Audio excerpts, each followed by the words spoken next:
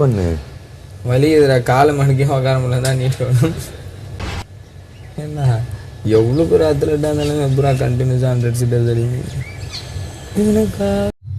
ராணியாக இருக்க சாச்சினா வந்து நேற்று ஜெஃப்ரிக்கு 100 தோப்பு கண்ணம் வந்து பனிஷ்மெண்ட் கொடுப்பாங்க. ஏன்னா வந்து வாட்டர் இன்சார்ஜ்கிட்ட கேட்டுட்டு அவர் உள்ளார வந்துடுவார் ஜெஃப்ரி தண்ணி குடிக்க கிச்சனுக்கு. வாட்டர் இன்சார்ஜ்கிட்டலாம் இப்போ கேட்க தேவையில்ல. இப்போ வந்து நாடு வந்து இந்த கோமகள் நாடு அரிமா தேசம்னு 2ஆக இருக்குது. அப்போ அந்த கோடை தாண்டி வரணும்னா அரசிக்கிட்டேயோ இல்லை படைத்தளபதிகிட்டையோ இல்லை ராஜகுருக்கிட்டேயோ தான் கேட்கணும். பழைய வாட்டர் இன்சார்ஜ்லாம் இப்போ வரமாட்டாங்க அப்படிங்கிற மாதிரி சொல்கிறாங்க. ஸோ அந்த மாதிரி வந்ததுக்காக 100 தோப்புக்கரணம் வந்து அதுவும் சாச்சனா தான் அந்த இதை கொடுக்குறாங்க. கருணையை பார்க்காதீர்கள் அப்படின்னு சொல்லி படைத்தளபதிகிட்ட சொல்லி செய்ய சொல்கிறாங்க.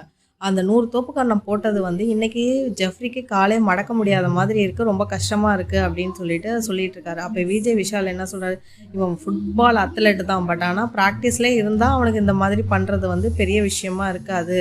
ஆனால் வந்து இப்போ டச் விட்டு போயாச்சு, டச் விட்டு போனதுக்கப்புறம் 100 தோப்புக்கரணம் போடுறதுங்கிறதெல்லாம் தப்பான விஷயம் அப்படின்னு பேசிகிட்டு இருக்காங்க.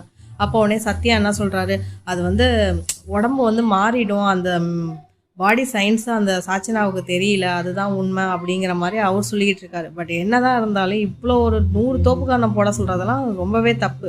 இதுக்கு மஞ்சரியே தேவலான்னு தோணுது. அவங்க வந்து கேப்டனாக இருந்தாலும் அவங்க ஸ்ட்ரிக்டாக சில பனிஷ்மெண்ட்ஸ் கொடுத்தாலுமே அதெல்லாம் சிம்பிளாக இருக்கிற இதை கம்பேர் பண்ணும்போது சிம்பிளாக தான் இருக்குது.